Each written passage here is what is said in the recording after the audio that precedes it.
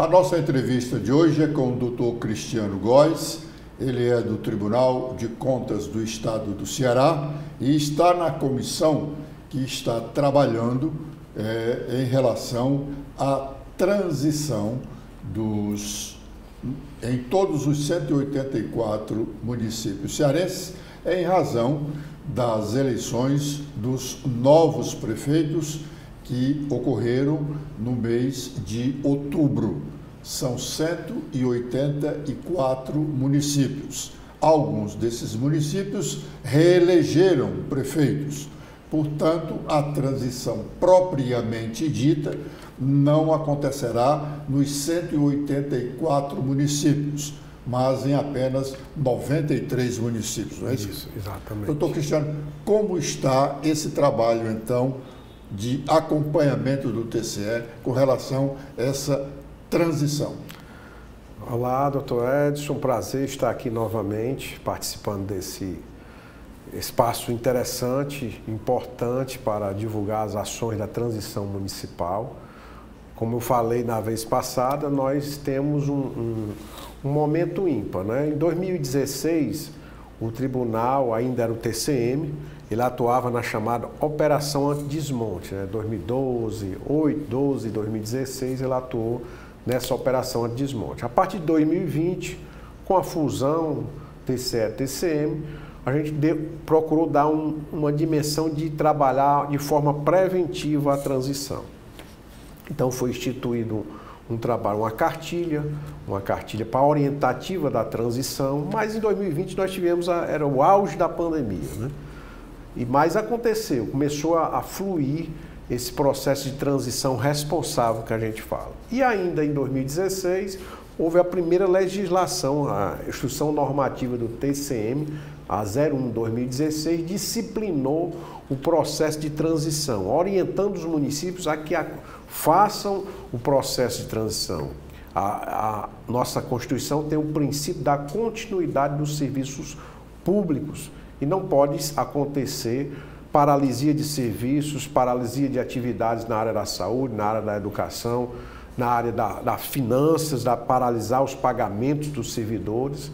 E o tribunal agia muito de forma reativa, abrindo processos, realizando inspeções, auditorias no município.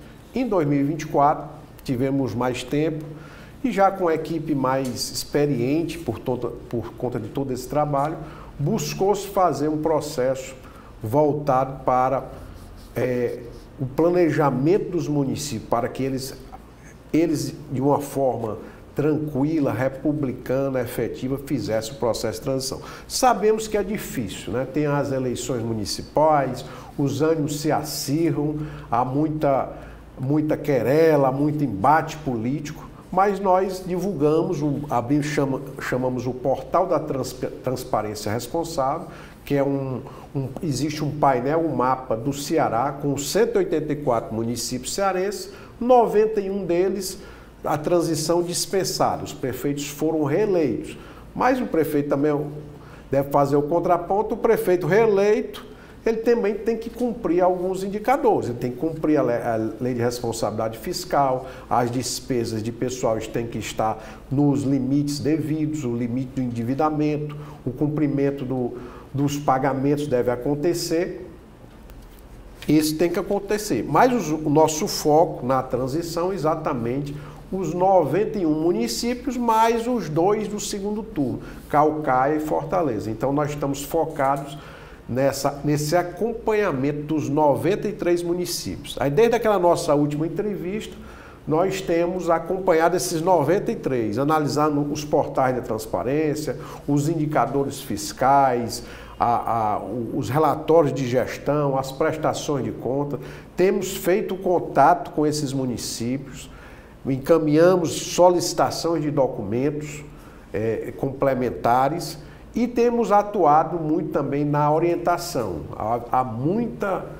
Houve muito diálogo entre o Tribunal de Contas e os municípios para que fosse efetivado o processo de transição responsável.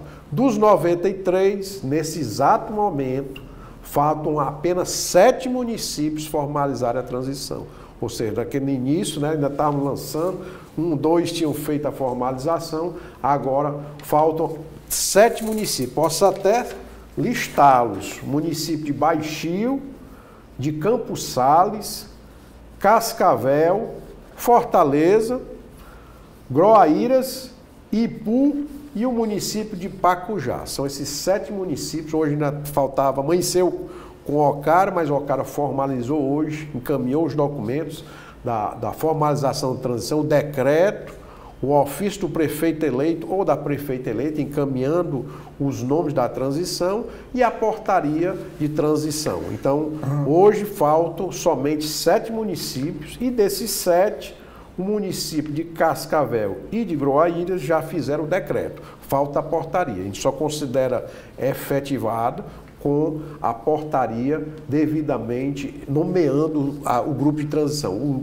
a equipe do prefeito eleito e a equipe do prefeito atual que ele coloca para esse trabalho. Cristiano, dentre esses 7 municípios estão 2 aqui onde aconteceram eleições de segundo turno, no caso Fortaleza e Caucaia. Caucaia já está excluído, então o processo já está acontecendo lá. Que razões aconteceram para que esses 5 municípios ainda não constituíram as suas comissões de transição? São 5 prioritários e mais Pacujá, que mandou o decreto. Foi um prefeito que foi eleito com o apoio do atual gestor, mas ele não formalizou. Me prometeu que até amanhã está encaminhando. Então nós temos aí alguns que...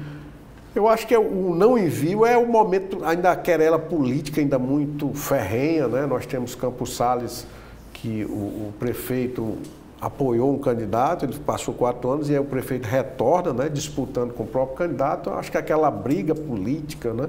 Da mesma forma o Ipu, Cascavel também, são situações em que a política partidária, a briga, ela extrapola e acaba a pessoa não dando o devido seguimento. Mas devemos ressaltar que eles têm um prazo até o dia 16 de novembro para formalizar. Mas, normalmente, todos já estão formalizando, fazendo o cronograma. É uma exceção apenas, né? Exatamente, são exceções. Mas nós estamos acompanhando os portais desses municípios, desses 40 municípios em que houve a mudança de gestão política, né, que ganhou, a oposição ganhou, né? Então nós estamos acompanhando os portais, estamos acompanhando os contratos, requisitamos documentos relacionados aos sistemas de computação de informática, porque a gente não queremos ver aquela paralisia do sistema. Chegou o prefeito em janeiro, assume, cadê o sistema contábil? Cadê o sistema de almoxarifado? Nós estamos acompanhando isso. Está tendo a transição, mas também nós estamos acompanhando, solicitando esses documentos. Os contratos mais referenciais, o contrato da coleta de lixo, o contrato do transporte escolar, da fornecimento de oxigênio, de medicamentos, nós estamos solicitando para acompanhar, para que o futuro gestor não venha a ter problemas de não prorrogação contratual. Claro, isso... E também não venha dizer que não recebeu. Que não recebeu. Ah, não recebi nada. Não, você recebeu, está aqui. Formalizado. O processo de transição formalizado vai evitar futuro. Ah, não recebi nada, eu recebi todo acabado. Cadê o sistema? Não. Os sistemas estão sendo devidamente encaminhados, os responsáveis, para que haja essa sequência. Então, esse é o trabalho nesse momento que a gente primeiro fomentou o processo de transição para que ele ocorresse, para que os municípios formalizassem. Nós estamos chegando quase ao final, né? Faltam esses 7, alguns já mandaram decreto, eu acredito que até sexta-feira ou até a próxima semana todos devem mandar. Se não mandarem, aí já é uma desobediência ao processo de transição, serão com certeza, dentro da análise nossa, lá da Secretaria do Controle Externo, do próprio tribunal, municípios que serão fiscalizados em loco.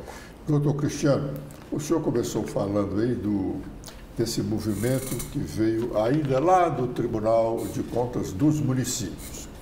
Realmente, naquela época, quando chegava assim, a mudança de prefeitos, o noticiário local era sempre dizendo: prefeitura, o prefeito está liquidando tudo, o outro prefeito não sei o quê. Então era um desmonte realmente, né? O prefeito fazia doações de bens do município, não pagava contas, enfim. Hoje nós não podemos mais falar em desmonte. Eu acredito em 2016 e 20 nós ainda encontramos municípios com problemas. 16 e 20. Em 2016 eu tive em campo em um determinado município e eu vi o caos. Salários dos servidores em atraso, o não repasse de consignados, obras paralisadas, equipamentos públicos, aquela material do PAC, né, que era aqueles equipamentos para enxadeira, patrol, tudo abandonado, se ia acabando, né? Então, nós vimos muitos problemas. Em 2020, estava na pandemia, ainda encontramos problemas, né? Mas eu espero, né, pelo que está se pronunciando, pela formalização, que a gente não tenha essa figura do desmonte. Mas o desmonte ele pode acontecer na parte patrimonial, mas pode acontecer na parte financeira, né? Às vezes está tudo bem, aparentemente, mas na parte financeira, dívidas impagáveis, não repasse do patrão da contribuição do INSS, não repasse da contribuição dos consignados, restos a pagar você anula para não aparecer nas contas, mas tudo isso é um trabalho de acompanhamento nosso para que isso não venha a ocorrer. Por isso que nós estamos acompanhando com uma equipe de 12, 13 pessoas que estão diariamente fazendo essa checagem. Dividimos, né, esse grupo e essas pessoas estão fazendo esse devido acompanhamento e já nos preparando para a segunda fase, que é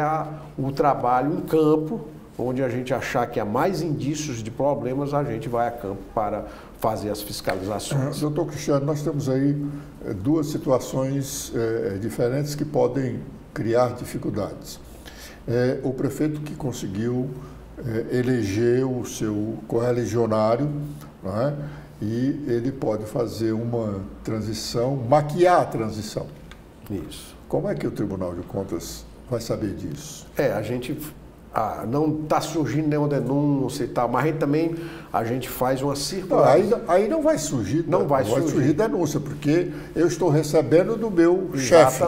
Exatamente. Mas os indicadores financeiros não dá para maquiar, né? Então nós vamos acompanhar os indicadores financeiros, o balanço financeiro, as dívidas, nós vamos acompanhando e também estamos monitorando as mídias sociais, porque ele pode até não mandar denúncia, mas a mídia social está circulando. Olha, o lixo está tomando de conta, está faltando merenda escolar no município, paralisaram os médicos do PSF, então nós estamos monitorando também as mídias sociais dos 93, não só dos 40 que mudou a gestão, mas dos 93 nós estamos fazendo essa checagem. Os portais de transparência nós estamos acompanhando todos, identificamos alguns atrasos que são de meses, né? Não justifica, né? Porque o portal de transparência tem que ser tempo real, no máximo 24 horas é considerado tempo real, né?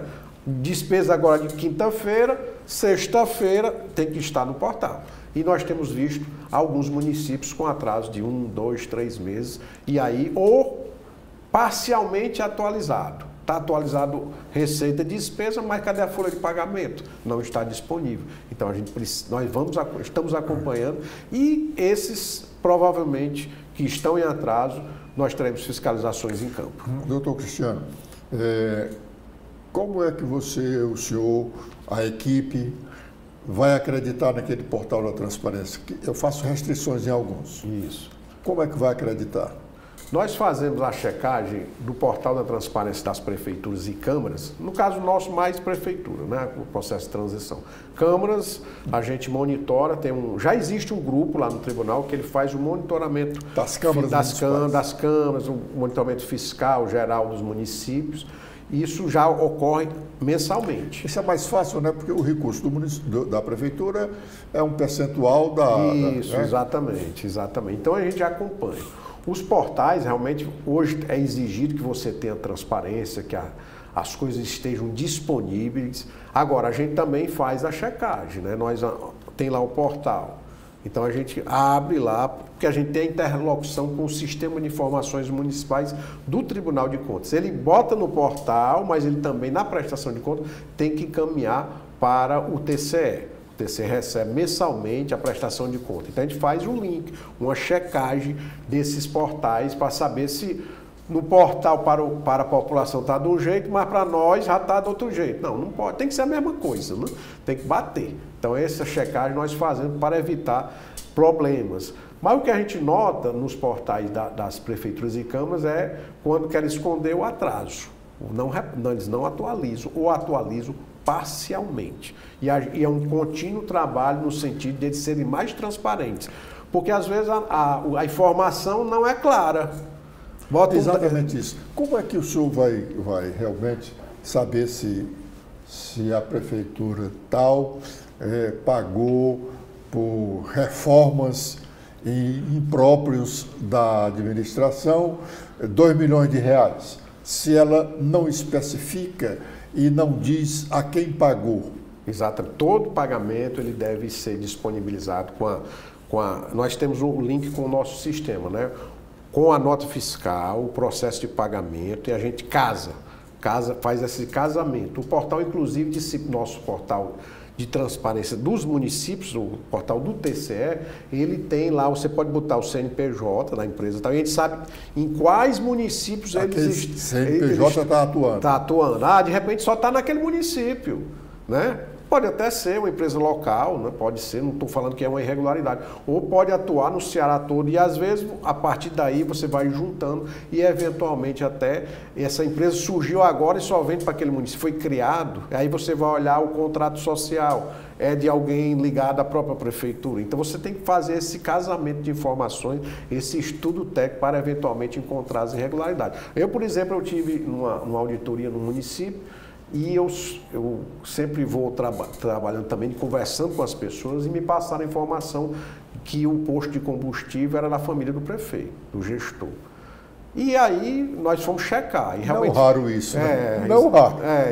Nós fomos checar para poder confirmar, porque às vezes pode estar... E realmente, dos 3 postos que se vendia combustível, a gente conseguiu encontrar o contrato social, 2 realmente eram ligados a familiares do gestor, e realmente não poderia, porque aí caracterizado um direcionamento, né? Não eram todos, mas eram 66% era ligado. Então a gente tem que checar. Hoje eu não posso fazer uma apuração da irregularidade sem devidamente contextualizar, colocar os indícios, as irregularidades, de forma que a gente saiba quem é a pessoa que fez a irregularidade, né? A conduta delituosa. Então a gente tem procura, os técnicos do tribunal, não ser o achismo, não existe achismo, tem que estar gravado realmente para a gente poder avançar na responsabilidade. Porque tem muitos gestores que acreditam que a transparência é dizer: eu recebi 1 milhão e gastei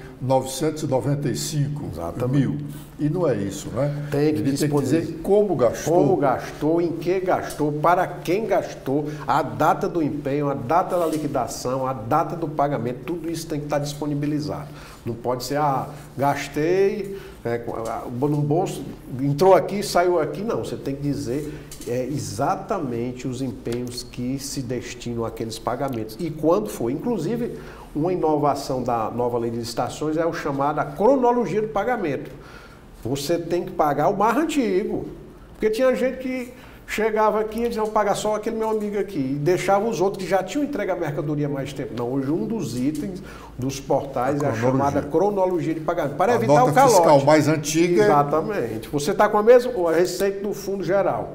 Aí chegou um do seu amigo. Aí não, vou pagar logo ele. Não, você tem que olhar o mais antigo. Qual é o que está pendente, que ele já entregou a mercadoria, você liquidou, recebeu, fez o ateste, recebeu, aí vai dar o calote? Não, você tem que pagar primeiro ele. Depois, aí vai descendo, né? Até chegar no período. As prefeituras hoje têm ciência de que o Tribunal de Contas tem mecanismo para fazer essa apuração, tem um sistema de tecnologia dele, está programado para fazer essas... Porque se essas prefeituras tiverem ciência disso, eles estão tendo muita dificuldade. Né? O tribunal, o presidente Holden e o secretário Marcel, eles têm trabalhado muito no sentido de nós dotarmos a área técnica de mais condições tecnológicas de fazer uma melhor fiscalização.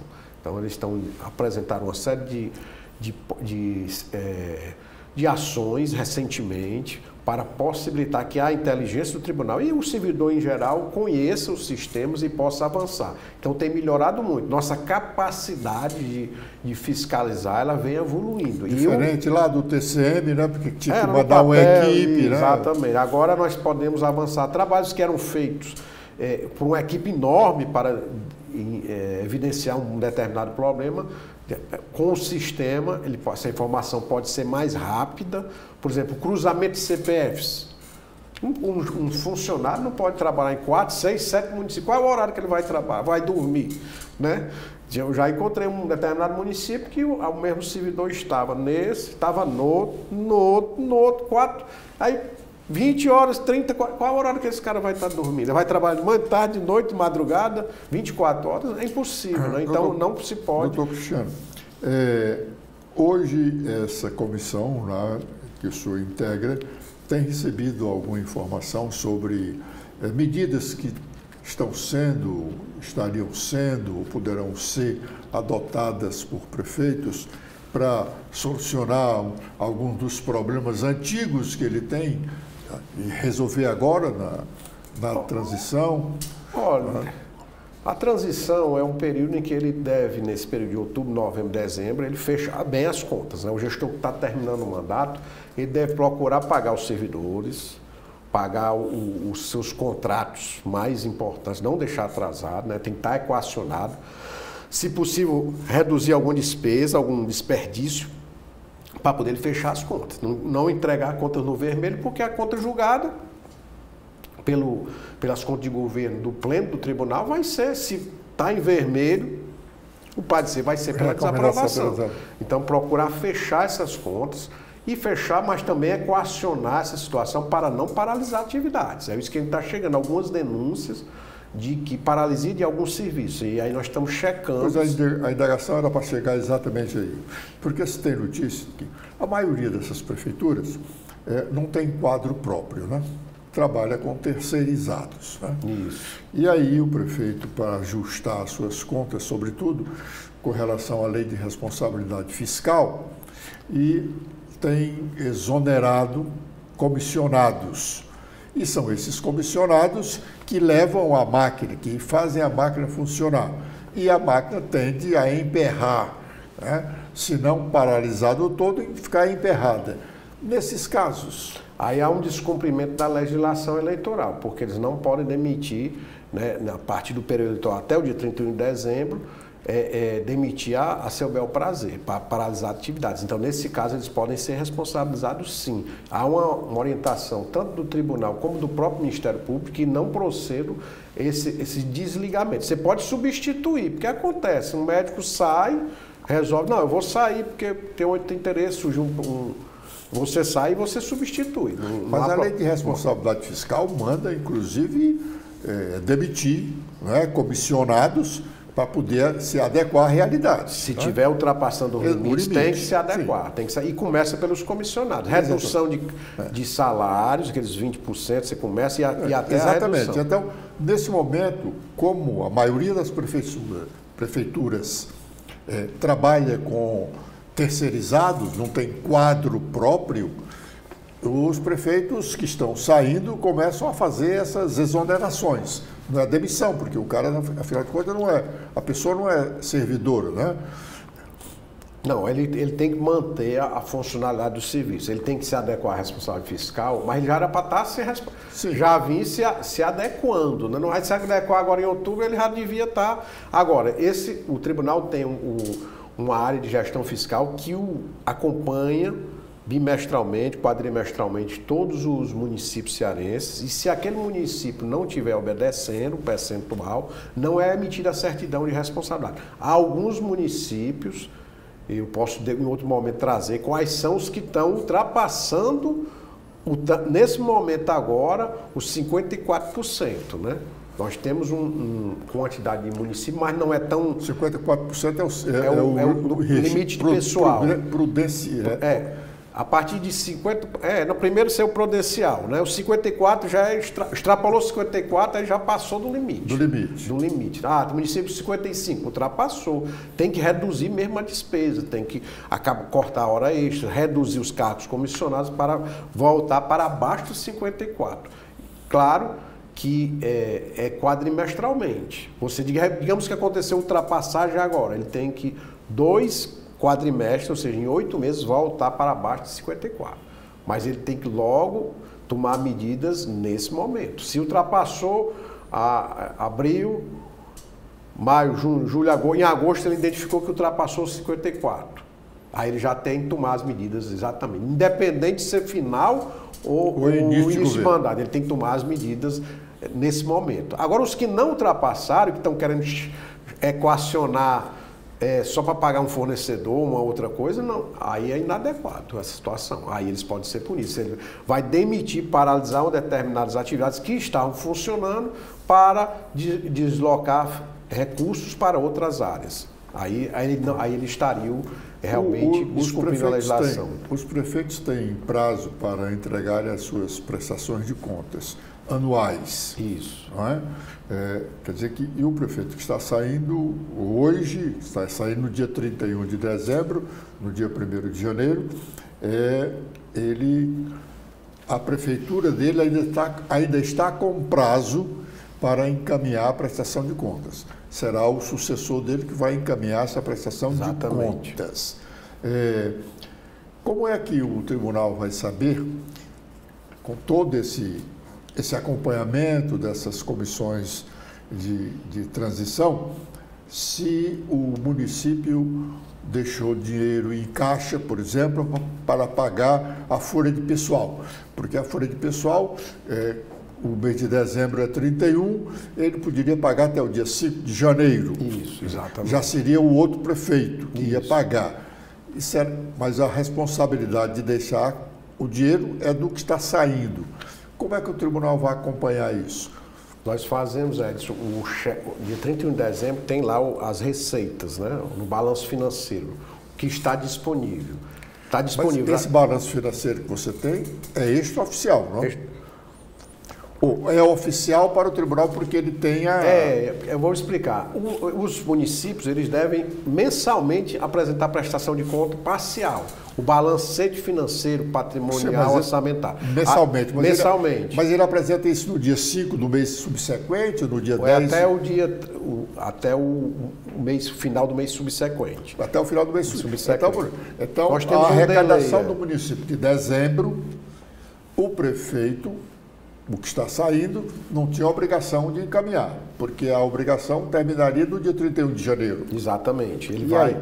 Mas aí a checagem, nós vamos checar. A gente chega, a posição é 31 de janeiro, mas que ele entrega, mas a posição de 31 de dezembro, quanto era? Aí a gente faz a checagem. Tinha saldo disponível 50 milhões disponíveis em caixa e livres para despesas gerais. Aí a gente vai, quanto era a folha? 40. 50 menos 40, ele tem disponibilidade, deixou disponibilidade. 50 milhões mais a folha é 60, aí menos 10 ele não deixou disponibilidade para o futuro gestor pagar. Mas eu posso enganar o tribunal dizendo que tem o dinheiro e não tenho. Não, aí não dá para a gente pega, né? Ele pode até tentar demonstrar, mas aí a gente faz a checagem dos saldos financeiros no dia 31 de dezembro, a gente faz a checagem pelo saldo bancário.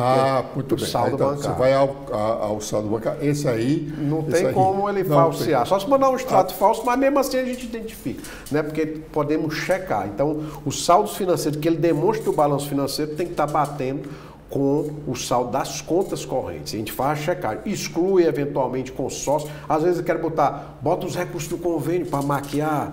A gente exclui. Eu estou fazendo essa indagação porque neste ano, quando os conselheiros do Tribunal de Contas do Estado foram emitir o parecer sobre as contas do governo do ano passado, de 2023, houve lá um momento que se discutiu isso. E ficou assentado que o governo do Estado, ao publicar o resumo do 6º bimestre, ele tem que publicar de acordo com o relatório final das contas. Exatamente, né? Tem que fazer o batimento. Porque o que está acontecendo, o governo publica esse relatório 6º bimestre com alguns valores e quando vai apresentar o resultado oficial tem outros valores. Por isso a minha indagação, como é que se comprova que a prefeitura tinha lá 20 milhões de reais em saldo, né? Tinha 18 milhões de reais de convênios que estão sendo executados, como comprovar? Correto, Vamos ao saldo financeiro, vamos ao saldo financeiro, verifique para ver se... eu estou divulgando que tenho no meu balanço, mas existe o saldo financeiro de fato, dia 31 de dezembro, então é feita essa checagem. Ele demonstra que naquele saldo financeiro a conciliação bancária e ela é feita o comparativo com o balanço financeiro. Eu tenho 50 milhões disponíveis. Tem mesmo 50? Vamos checar. Somar as contas correntes, Caixa, Banco Brasil, Bradesco. Não, bateu. Ok. Ou não tem. Opa, você declarou um valor e só tem 2 milhões. Inclusive, isso, quando analisa nas contas de gestão, é passivo até, cadê o dinheiro? Cadê os 2 milhões? De você ter que demonstrar de onde foi que surge. Você colocou no balanço financeiro um valor e nas contas correntes está outro. É até questionado, até com imputação de débito, eventuais problemas. Ou seja, é uma irregularidade grave você demonstrar que tem um saldo e na realidade não tem.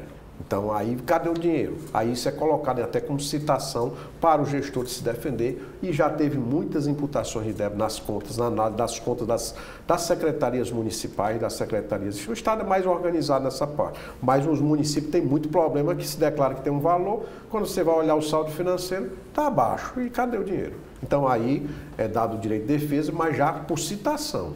Vamos ter que devolver o dinheiro. Porque se você declarou que tem 20 mil na conta e só tem 5, cadê os outros 15 mil? Né? Por onde é que saiu? Então você vai ter que justificar essa situação. Doutor Cristiano, começando agora esse processo de transição, daqui mais uns 15 dias nós vamos ter notícia daqui, dali, dacolá. Olha, na prefeitura tal a coisa não andou bem, não anda bem, tem dificuldade e tal. Quais são as perspectivas que a equipe tem com relação a esses questionamentos? Olha, está acontecendo isso lá, agora. Quais são as expectativas que tem? Nós estamos preparados, doutor Edson, para as inspeções que já estamos preparando, para o trabalho de campo. Vamos visitar os que tenham mais denúncias, o que a gente indicou, verificou problemas na gestão financeira, paralisia de serviço na área da saúde, falta de merenda escolar. A gente já está... Hoje você já tem mapeado isso aí, né? Todo dia a gente atualiza esses dados para fazer um trabalho voltado em campo, com as equipes em campo, verificando e apurando eventuais responsabilidades. Mas isso não para, né? Nós estamos preparados para trabalhar 1, 2, 3 semanas no campo, mas de repente surge uma grave irregularidade em um determinado município, uma coisa grave, nós vamos a campo de novo.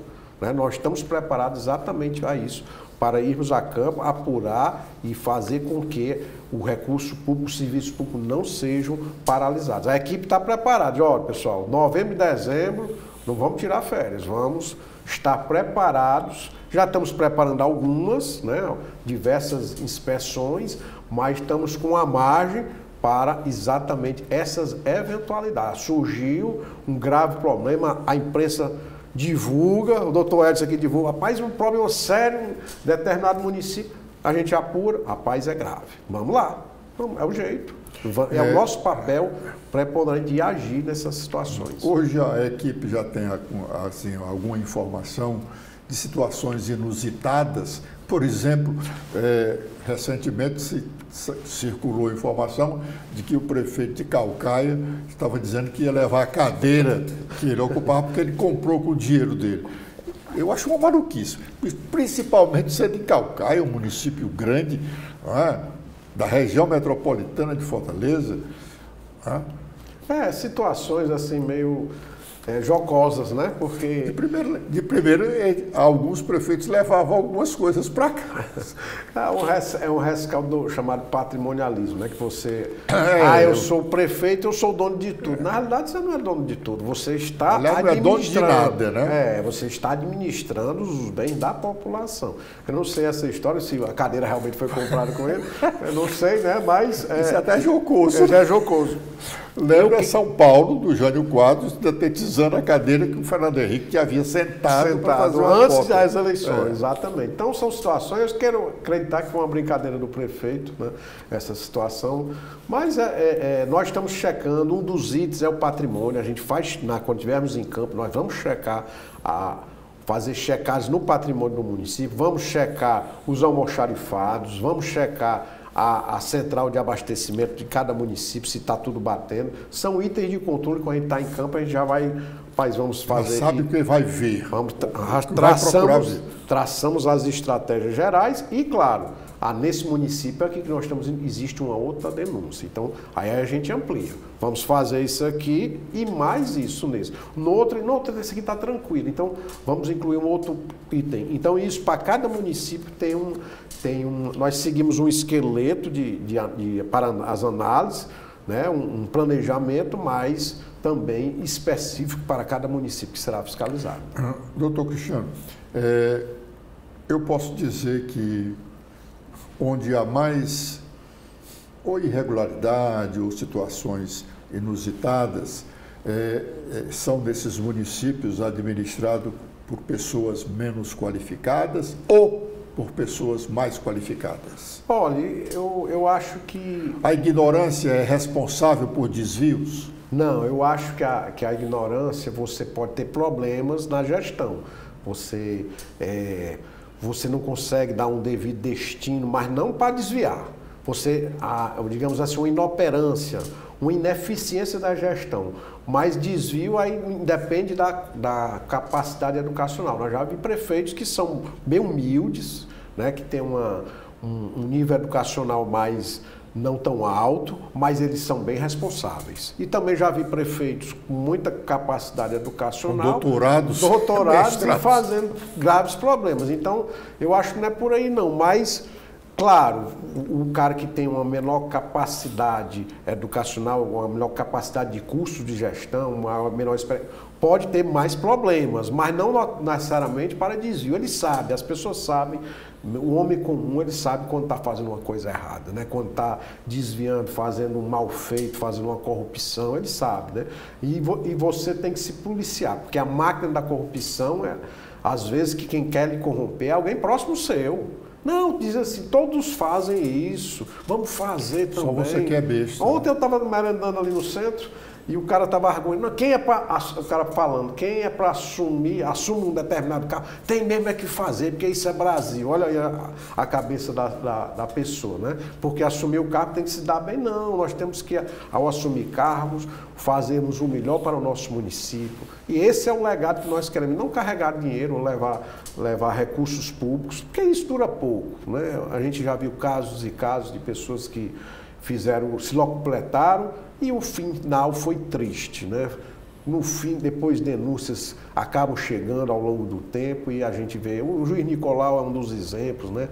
Um juiz que tinha uma referência e enveredou pela corrupção, então qual foi o problema? E outros, né? Outros exemplos pelo Brasil. Então, queremos crer que o exemplo que a gente deve dar para a nossa cidade é uma boa gestão. Seja um cara mais humilde, se é uma pessoa que tem uma menor qualificação, se cerque de boas pessoas, né? De pessoas que possam lhe ajudar, monte uma boa equipe. Às vezes nós temos gestores que têm essa capacidade de trazer um bom secretário de finanças, né? Eu encontrei bons secretários de finanças nas fiscalizações, o cara tecnicamente bom, que ele fazia o pagamento das folhas de pagamento, depois pagava os consignados, e eu via que estava pagando tudo em dia, e aí o que sobrava é que ele realmente aí passava a pagar os fornecedores, passava a repassar para o prefeito, temos essa capacidade de investimento nesse mês. Mas ele pagava logo a folha, pagava os encargos da folha, e aí o que sobrava, ou seja, cumpre a legislação e você vai ter menos problema. E temos visto isso, né? Em alguns municípios, bons secretários de boa qualidade. E antigamente era mais difícil, você encontrar esse tipo de servidores qualificados. Mas eu noto que nos últimos tempos vem melhorando o nível da qualificação. Mesmo em municípios bem pequenos, a gente está encontrando esse novo perfil. Eu já vi um que pegou um gerente aposentado do Banco do Brasil, era um bom gerente, era da cidade, e depois foi convidado para ser o secretário de finanças e fez um bom trabalho. Eu via, no final da gestão, havia uma boa eficácia na questão da gestão financeira. Isso traz menos problemas para os gestores, né? Você escolher dentre seus munícipes ou até convidar de fora os gestores para fazer um bom trabalho. Doutor Cristiano, não faz muito, eu tomei conhecimento de que havia uma preocupação na área do controle externo da administração pública com os gastos, sobretudo prefeituras de médio e grande porte, com combustível, com transporte, com medicamentos. É isso mesmo?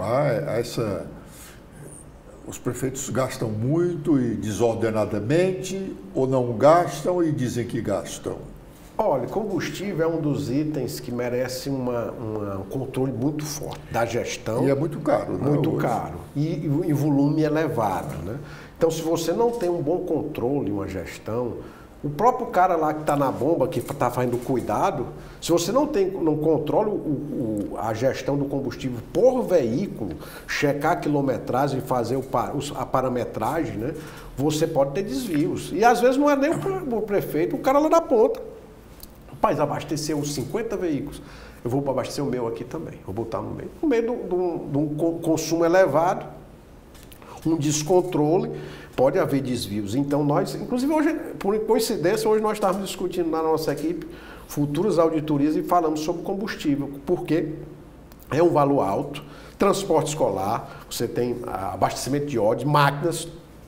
Então realmente é um item de grande relevância numa prestação de conta, gastos com combustível. Então precisa ter um controle efetivo. Como é que o tribunal pode fazer esse controle? A prefeitura tem 50 veículos.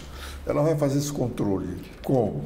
Existem sistemas, doutor Edson, que são muito bons, sistemas de gestão de frota, em que você tem um consumo por veículo e até se há uma distorção maior ou para menor, se acusa, né? O Estado do Ceará implantou um programa de gestão de frota já há alguns anos, não é agora não, já há algum tempo, mais de 10, 15 anos, e dizem que quando implantou, estabeleceu os mecanismos de controle. Em um mês o consumo caiu 40%. Ou seja, era desperdício. Não era ninguém botando dinheiro no bolso, não, era o uso indevido de combustível. Talvez não fosse ninguém botando dinheiro no bolso. Talvez, exatamente. Por exemplo, se você tem o município funciona de segunda a sexta, né? Normalmente, as principais instituições. E para o carro funcionando no sábado? Para quê? Todos os carros sendo abastecidos. Nesse sistema de gerenciamento de frota, você pode botar o abastecimento só de segunda a sexta. E carros da saúde, carros da Departamento de Trânsito, carros da Guarda Civil com abastecimento no final de semana, mas somente esses, você pode regrar. Então tem mecanismos de você controlar isso. E se você abastecer o carro na sexta-feira, 6 horas da tarde, ou seja, e é um carro da Secretaria de Assistência Social, não vai ter atividades no final de semana, você vai guardá-lo, né? Aí na segunda-feira, bem cedinho, você vai abastecer, algo está errado. Então um bom sistema de gerenciamento de frota, ele barra o abastecimento na segunda-feira. O tribunal tem esse sistema de... O tribunal utiliza para os veículos próprios dele essa... Com relação a uma prefeitura, por exemplo, como Sobral, Caucaia, Juazeiro, que são prefeituras grandes, não é? Tem uma frota relativamente grande, né? Como se controlar? Tem que ter uma auditoria bem feita para nós visualizarmos, né? Nós precisamos ter uma auditoria realmente, fazer uma fiscalização direcionada. Naquelas fiscalizações, quando a gente fazia a chamada inspeção geral, o TCM fazia muito, um dos itens era o combustível. A gente checava o almoxarifado, checava o combustível, checava peças de manutenção, porque cada município deve ter, não digo uma ficha, mas um arquivo individualizado para cada veículo, para peças, troca de pneus, troca de óleo e para combustível, para que a gente acompanhar. Porque aí você de repente, como um carro é abastecido dia primeiro, enche o tanque, o carro ficou só no município, e no mesmo dia, outro abastecimento. Então, isso tem que ser realmente feito. Nós já pegamos em auditorias carros sendo abastecidos e esses carros estavam paralisados, eles estavam inservíveis, não estavam nem rodando e sendo abastecendo. Alguém estava metendo a mão realmente nesse combustível. Então, é um trabalho que merece o nosso acompanhamento. Como é que a fiscalização vai acompanhar os gastos com compra de remédios? Compra de remédios é um gasto que é complexo, porque envolve aqueles medicamentos que recebe do governo federal, gratuito, então mas tem que ter o controle. Tem a compra de medicamentos das decisões judiciais, tem o chamado da PPI, que são o governo do estado, ele faz uma grande compra para todos os municípios cearenses, se adere, dá um valor, o estado banca outro e faz uma grande licitação, que compra um preço comedido e ele distribui, cota, município de Abaiara, pode vir buscar, está aqui sua cota. Município de Senador Pompeu, está aqui sua cota. E aí os municípios vão, isso em escala ganha, mas os municípios reclamam muito da demora da entrega, né? Há uma reclamação nas fiscalizações, poxa, os remédios da PPI não chegaram. Procedente, pelo que todas as fiscalizações eles apontam essa questão, mas é uma aquisição que economiza muito para os municípios. Então, ao fazer uma fiscalização na área de remédios, você tem que avaliar todo esse quadro, toda essa situação. E, claro, o controle no preço, a gente é mais fácil visualizar, a gente fazer uma fiscalização, porque a gente faz o parâmetro, o preço de mercado, tem que ser um pouco abaixo do preço de mercado, né? Então, fazendo uma grande licitação, ou pelo menos dentro de um preço compatível. Mas a principal questão nos medicamentos é o controle. Os municípios têm que ter uma CAF, né, a Central de Abastecimento Farmacêutico, bem organizada, para ser o acompanhamento de cada pessoa que recebe aquele medicamento, para não receber hoje e depois do outro dia estar atrás. Não, tem que ter um controle individualizado. Existe o chamado sistema de prontuário eletrônico do governo federal, que é disponibilizado para o município. É um dos itens que a gente cobra a implantação para que chegar, doutor Ed, recebeu esse remédio, no outro dia o doutor está de novo. Não, o senhor recebeu já para o mês todo, então o senhor só pode pegar no outro mês.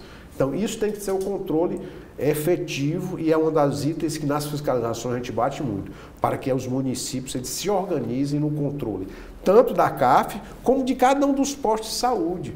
Você não imagina o que pode, de repente, um servidor carregar os medicamentos para distribuir para os meus amigos, para os meus familiares. Não, aquele medicamento é para o atendimento das pessoas, pacientes que estão necessitando e que estão sendo atendidos naquele hospital ou naquele posto de saúde. Então, é um item que pode levar a graves distorções.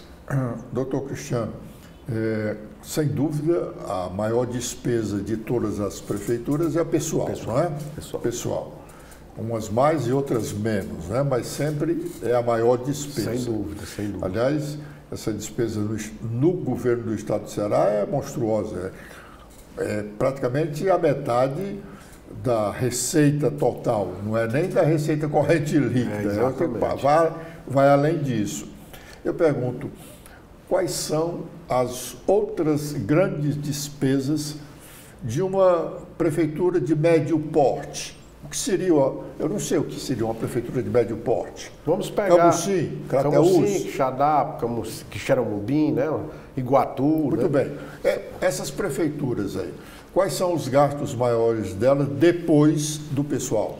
Olha, a folha de pagamento, né, é o gasto realmente principal, mas nós temos assim algumas despesas que são impactantes. A coleta de lixo é uma despesa. Isso é outra despesa. É uma despesa, né, muito grande que tem que ser acompanhada, a fiscalização, a área de engenharia lá do tribunal faz o acompanhamento, já fez muita fiscalização, já encontrou irregularidades, já encontrou problemas mesmo na gestão, não é nem financeira, na gestão do resíduo sólido. Nós precisamos evoluir. Aqui a gente falando sobre as assessorias contábeis, mas na coleta de lixo ainda também é engatinhando, porque tem a coleta, mas estão jogando no meio ambiente, jogando lixões, né? Nós temos que acabar os lixões no Ceará. É uma das lutas lá do tribunal de fazer com que tenhamos aterros sanitários e não lixões a céu aberto, que é um grave problema. Então, a coleta de lixo é uma das despesas altas, porque é diária, né? Diário, todo dia tem que coletar o lixo, ou então, a cada 2 dias, 3 dias, a destinação envolve recursos, o transporte escolar também a gestão da frota, né, dos municípios, é uma outra despesa impactante. Só um parêntese aí, se continuar com esse tema é bom. O transporte escolar, na época do TCM, era o combate ao pau de arara. Ao pau de arara. Nós ainda temos isso no Ceará? Diminui, graças a Deus. Diminuiu, graças a Deus. Quer dizer que nós temos ainda? Eu acredito que ainda se encontra alguns paus de arara por aí. Mas eu já encontrei algumas fiscalizações, municípios 100% sem pau de arara, né? Não adequados. Ainda é o ônibus mais precisando de fazer ajustes, mas não tínhamos mais pau de arara. Mas ainda encontramos veículos tipo pau de arara, mas reduziu sensivelmente. Graças a Deus, houve uma redução muito, fiscalização do TCM, do TCE, do Ministério Público, do DETRAN, a gente, ao fiscalizar a parte de transporte escolar, ver se o motorista tem a qualificação, se o carro está devidamente, tem aqueles itens de segurança todos, porque se tiver todos os itens ainda dá problema, porque criança é menino traquindo, né? Mas continuando lá na pergunta anterior, você estava falando sobre o lixo, o pessoal joga no lixão. A lei nacional do saneamento, que obrigou a criação de lixões em determinadas áreas, né? Dimensionando os lixões, não está sendo cumprida? Olha, a situação do lixo, pelo que os colegas nos falam, é uma das situações ainda que não foi implementada. Ainda temos muitos lixões, é uma quantidade muito grande em praticamente todos os municípios.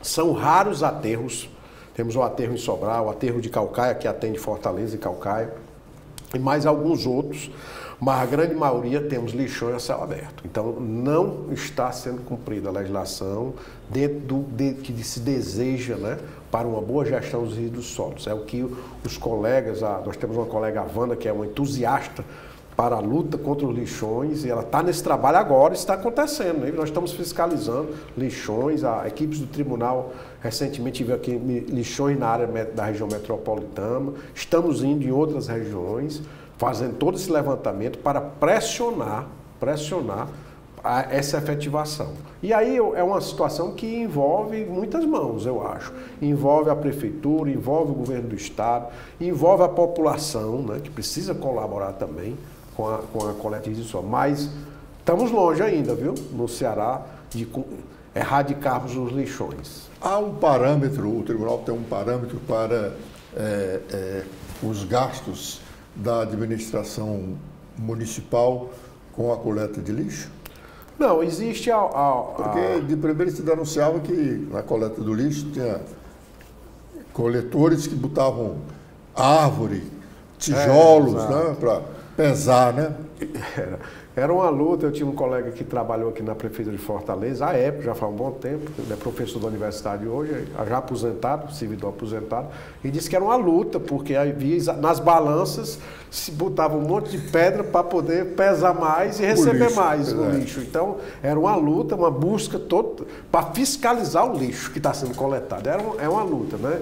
Mas o tribunal tem parâmetros, a equipe tem acompanhado, faz auditorias, no sentido de ver os controles, né? Os controles da... Mas é uma área muito difícil. Se na localidade tem o aterro, então é fácil se se fiscalizar, né? Porque você vai na quilometragem, você pode definir o preço do peso, né? Exatamente. Mas é uma área muito complicada para fiscalizar, porque você tem que estar toda hora. E a gestão tem que realmente ser profissional. Se não tiver cuidado, você vai acabar gastando mais do que o que devido. A empresa vai tacar a faca na gestão municipal. Doutor Cristiano, sobre ainda a transição, nós estamos chegando no final do programa. Qual é a próxima etapa? Vamos aguardar que esses 5, 6 municípios, que tem 2 que já estão bem encaminhados, já tem um decreto, aquele clube. Exatamente. A transição em Fortaleza deve começar também neste final de semana, ou no início da próxima semana, né? E qual é a próxima etapa da comissão? Pronto, nesse momento nós estamos, conforme falei, acompanhando esses 40 municípios e mais os outros 53, embora menos nos itens de análise. Vamos continuar a intensificar para que esses 6, 7 concluam, iniciem, formalizem. Vamos acompanhar a execução da transição, porque formalizou, mas pode de repente estar tudo, não está apresentando as informações requeridas, está havendo problemas, né, na própria... A prefeitura não entrega as informações, não entrega os documentos, não disponibiliza. Isso nós vamos acompanhar. E nesses que estão evidenciados problemas, relatos no município, denúncias, aí a gente vai a campo e fazer uma inspeção. E isso está em curso para ainda no mês de novembro. No mês de novembro nós vamos a campo. Mas a equipe do TCE está preparada para receber reclamação de parte a parte, né? Parte a parte. O prefeito que vai entrar dizendo, olha, nós estamos pedindo as coisas aqui e não estão saindo. O outro lado diz, olha, vocês estão pedindo o que não devem pedir. Exatamente. Há uma orientação no que pedir? No portal nosso existe já um modelo que a gente apresenta os principais documentos. Claro que pode ser colocado mais alguma outra informação que se deseja, mas a gente já orienta o que deve ser solicitado, requerido da atual gestão. Mas também não pode... Temos um mínimo. Né? Você pode até tirar alguma coisa, de repente já está disponibilizada, no portal você já visualizou, não precisa pedir. Você pode diminuir ou aumentar e incrementar mais alguma coisa. Claro, também não pode a prefeitura parar para atender só a transição. Tem que ser uma coisa razoável. Né? Você pedir coisas exageradas, como já vi, quero saber o nome de todos os alunos que estão no projeto tal, não tem sentido, né? Algumas coisas, né?